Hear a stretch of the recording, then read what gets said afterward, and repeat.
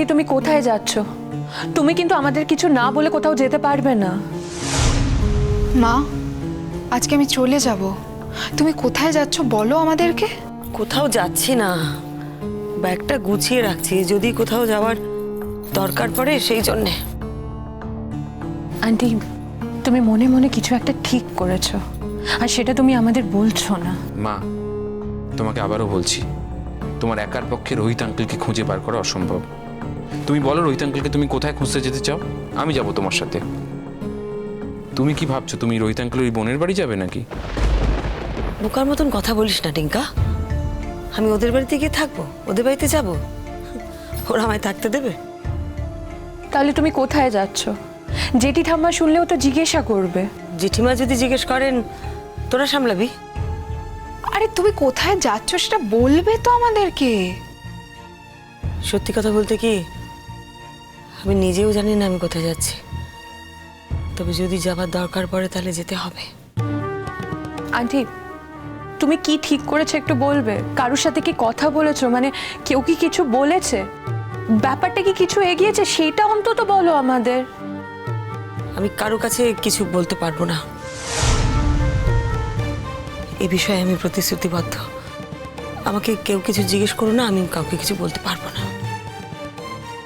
প্রতিশ্রুতিবদ্ধ? কার কাছে?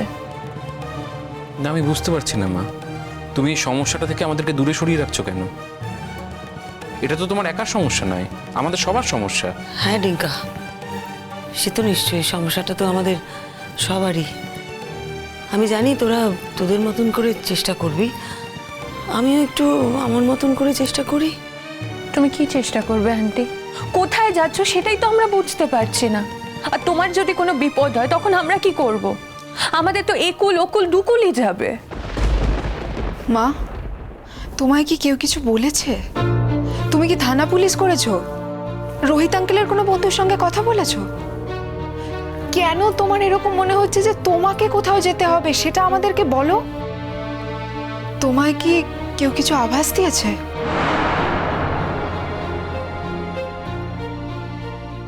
হ্যাঁ দিয়েছে। কি দিয়েছে? মা, তুমি কার সাথে কথা বলেছো, আমাদের বলছো না কেন? আমি এ ব্যাপারে কোনো কথা বলবো না, বললাম তো। কি হয়েছে একটু বলবে? তুই কোথায় যাচ্ছ একবার বলবে? আচ্ছা আমরা কি কিছু করেছি? আমাদের কি কোনো দোষ আছে যে তুমি আমাদেরকে এত দূরে সরিয়ে দিচ্ছ? আমাদেরও তো জানতে ইচ্ছে করছে। মা দেখো, রোহিত আঙ্কেলকে হয়তো আমরা তোমার মতো ভালোবাসি না, কিন্তু আমরাও তো আমাদের মতো করে মানুষটাকে ভালোবাসি। আর সেই মানুষটার বিপদে আমরাও তো যথেষ্ট বিপর্যস্ত হয়ে পড়েছি।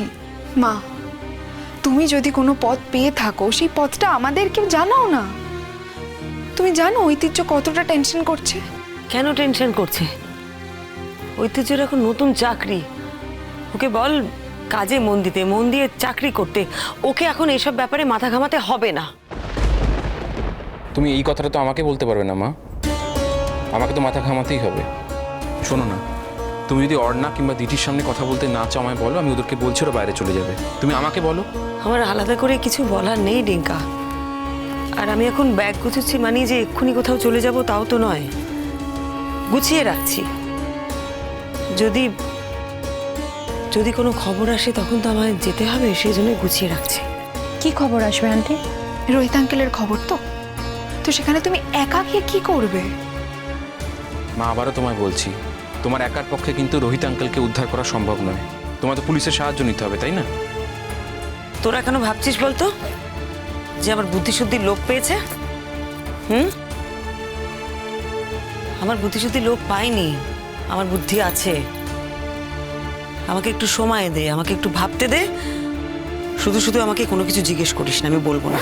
শুধু এইটুকু জিজ্ঞাসা করছি তুমি কার সাথে যোগাযোগ করেছো? দেখ না, আমি তো হাত গুটিয়ে বসে থাকতে পারি না। কদিন ধরে তোদের ওই রোহিত আঙ্কেলের মোবাইল থেকে সমানে মেসেজ আসছে, ফোন করছি পাচ্ছি না। কতদিন অপেক্ষা করব বল? কখনো একটা মেসেজ পাঠাবে, আর মেসেজটা যে রোহিতই পাঠাচ্ছে এ ব্যাপারেও কিন্তু আমি শিওর নই। তাই জন্যে আমি ওই মানে যখন থেকে ওই মেসেজটা আসা বন্ধ হয়ে গেল, তারপরে আমার মনে হলো যে এবার একটা কিছু করা দরকার। আমি ওই যে মেসেজ আসছিল সেই ব্যাপারটা আমি একজনকে বলেছি। সে কে? সেটা আমি বলতে পারবো না। কেন কেন বলতে পারবে না মা? কেন তুমি গোপনীয়তা তৈরি করছো? কেন শেয়ার করতে পারছো না আমাদের সাথে? আমি আমি প্রতিশ্রুতিবদ্ধ, সেই জন্য বলতে পারবো না। তোর কেন জানতে চাইছিস না? কি করবি জেনে? আমি বলতে পারবো না, বলছি তো পারবো না বলতে। আচ্ছা ঠিক আছে, এটা অন্য কথা বলো। মানে যার সাথে তুমি কথা বলছো সেই ভদ্রলোককে তুমি চেনো? মানে তুমি যে বিশ্বাস করে এত কথা ওনাকে বলছো, কেন বলছো? তোদের রোহিত আঙ্কেলের বন্ধু। বন্ধু? পুলিশ কমিশনার ভদ্রলোক নাকি? আবার প্রশ্ন? এত প্রশ্ন কেন করছিস ডিঙ্কা? কে, কি, বন্ধু, বন্ধু না? উফ, আমি তো বলছি আমি বলবো না কোনো কিছু। সে যদি বন্ধু হতো তাহলে তো আমরা নিশ্চিন্ত হতে পারতাম আন্টি। যদি তোদের তাই মনে হয় তাহলে তাই ধরে নে। তাই ধরে নেওয়ার তো কোনো ব্যাপার নেই এর মধ্যে। যেটা সত্যি সেটা তো বলতে হবে আমাদেরকে মা। দেখো, আমাদেরকে এতটা টেনশনের মধ্যে রাখার কিন্তু কোনো রাইট নেই তোমার। আমাদের কতটা টেনশন হচ্ছে তুমি কিন্তু বুঝতে পারছো না মা। কেন টেনশন করছিস বলতো দিঠি? তোর নতুন বিয়ে হয়েছে, তুই এখন সংসারে মন দিয়ে ডাক্তারি কর, এসব নিয়ে তোকে ভাবতে হবে না। মা,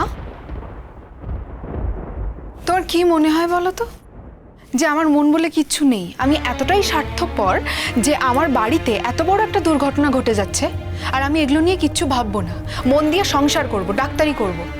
রোহিত আঙ্কেলের কি হলো সেটা আমি ভাববো না, আমার মা কোথায় যাচ্ছে, কেন যাচ্ছে, এগুলো আমি ভাববো না। কি বলছো? আচ্ছা ঠিক আছে ঠিক আছে ঠিক আছে, শোনো না মা, তোমার যদি এখন বলতে না ইচ্ছে করে তুমি বলো না, কিন্তু তুমি দয়া করে প্রমিস করো যদি তুমি কোথাও যাও এবং একা যাও আমাদেরকে বলে যাবে, কারণ আমরা চাই না তুমি একা যাও কোথাও।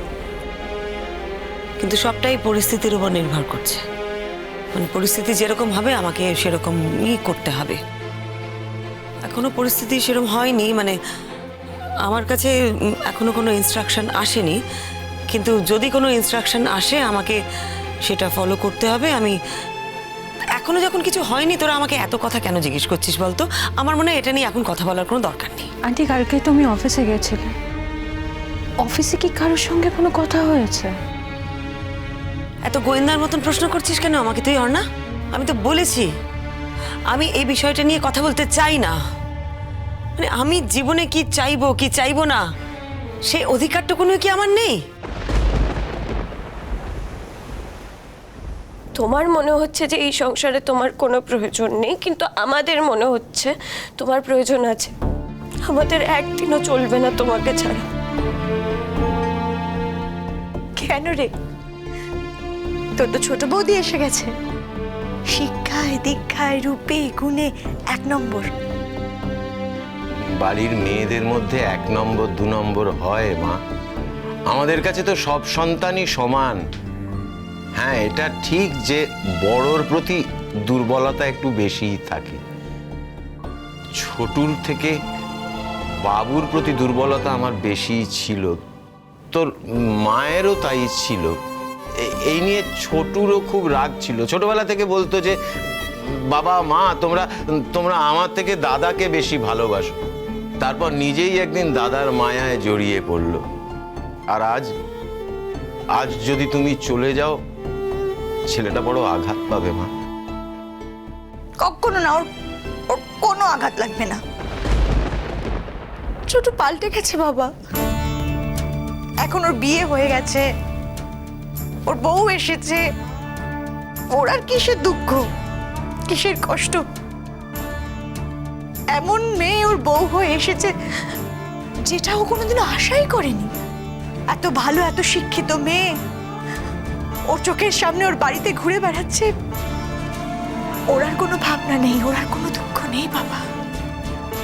আমি থাকি চাই না থাকি